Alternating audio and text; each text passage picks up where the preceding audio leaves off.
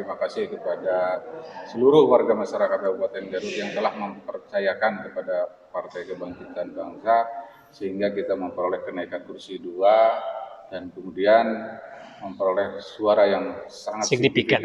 Mudah-mudahan ini. Berarti 8 kursi ya?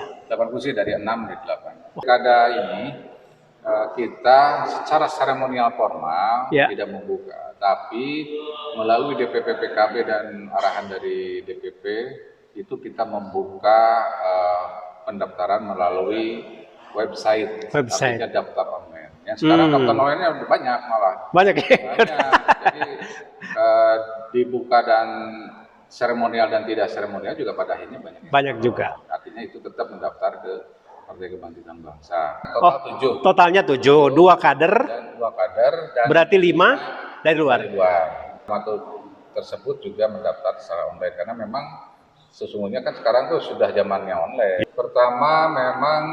Yang pertama harus berjuang. Tetap. Artinya gini, pada saat Rakerwil selalu disampaikan oleh Ketua DPP PKB Jawa Barat sebagai representasi arahan dari Ketua Umum DPP PKB bahwa calon yang ikut pileg ketua partai maju belum berkesempatan menang atau yang menang masuk kembali tetap harus maju di pilkada. Artinya sebagai kader inti dan menjadi prioritas harus mencalonkan.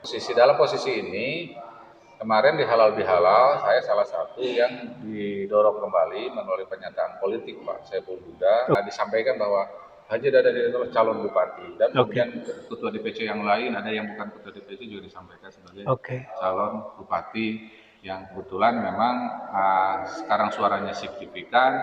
Saya juga punya bekal pileg yang besar ya.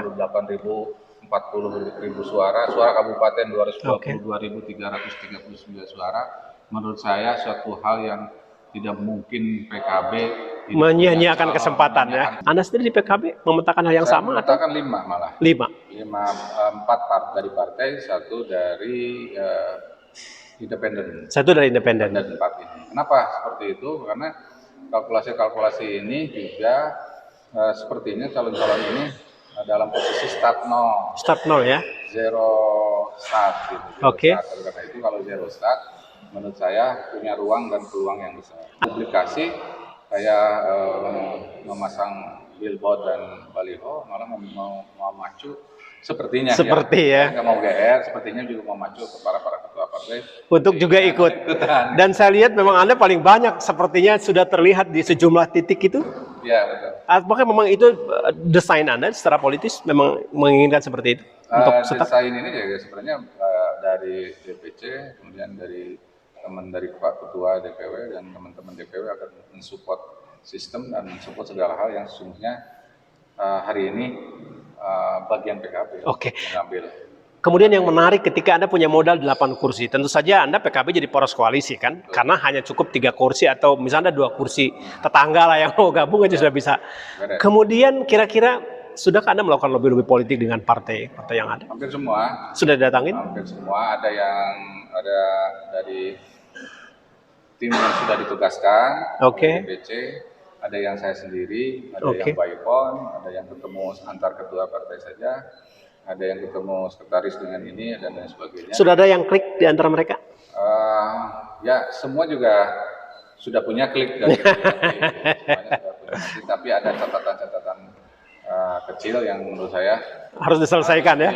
Harus di follow up. Rata-rata persoalan apa hal-hal seperti itu dalam hal ini? Itu kan kenyamanan sebenarnya, kenyamanan partai, kenyamanan antar individu, komunikasi yang enak dan sebagainya. Biasanya persoalan-persoalan itu juga mempengaruhi dalam proses komunikasi politik. Tapi seluruhnya saya pikir nyaman saja sih. Karena memang secara umum juga semuanya ya teman-teman juga. Ya dan mereka juga punya peluang yang sama kan dalam kansil. Teman-teman juga jadi gampang. Sudah terbiasa berkomunikasi. Kabupaten yang dulunya juga teman-teman aktivis 98. Ya sama-sama turun ke jalan ya.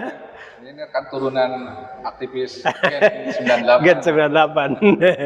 Kemudian kalau kita lihat misalnya, taruhlah tiket itu Anda dapatkan untuk menjadi calon bupati. Wakil yang model apa yang Anda inginkan? Wakil yang saya model inginkan adalah yang pertama memiliki semangat lah ya, semangat berjuang, karena saya juga kan berangkat dari semangat berjuang, punya elektabilitas, punya jaringan yang cukup.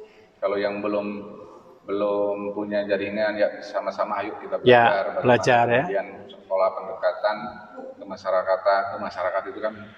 Saya itu kan cukup panjang di partai ini. Iya, termasuk mau merintis dari nol ya. Merintis dari nol, mulai ada partai 98, kemudian dari jadi anak bawang, bagian ketik-ketik KTA, gitu kan, bagian dari LO ke KPU, ujung-ujung jadi wakil sekretaris, kemudian wakil ketua, itu partai 3 kali. Berarti total sudah ada 20 tahun ya Anda di partai? Ya, dengan 98 seperti itu. Kurang lebih ya? Kurang lebih ya, karena memang background organisasi juga cukup komplit, dari mulai ketua Laksdam NU, ketua pergerakan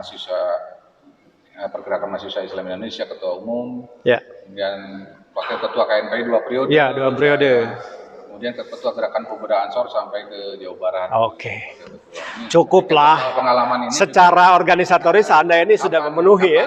Bisa nyaman dan tidak itu sebenarnya sudah tahu karakter dalam berorganisasi. Tetap Anda harus di Garut 1 atau misalnya ya nggak masalah ketika realitas politik menghendaki di Garut 2? Realitas itu memang salah satu yang berbagian dari pengalaman saya. Misalkan saya harus nyalon di dapil ini karena realitasnya saya di sini.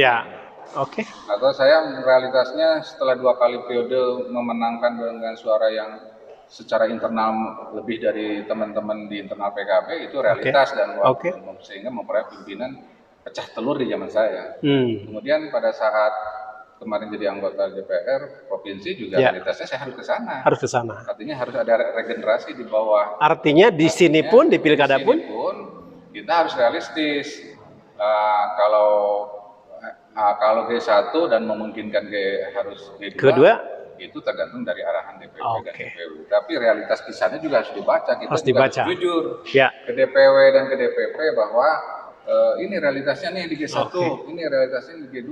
Tidak mungkin kita juga memanipulasi fakta di lapangan di Garut dalam konteks pilkada.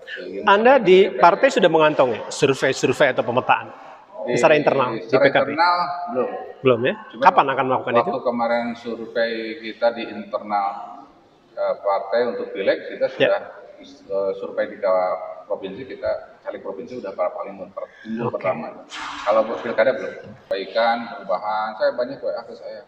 Kang Dadan, ingin saya lakukan perubahan ini, ada yang kurang, ini harus diperbaiki dan sebagainya. Karena kan tidak semua bisa tertampung pada periode yang lain.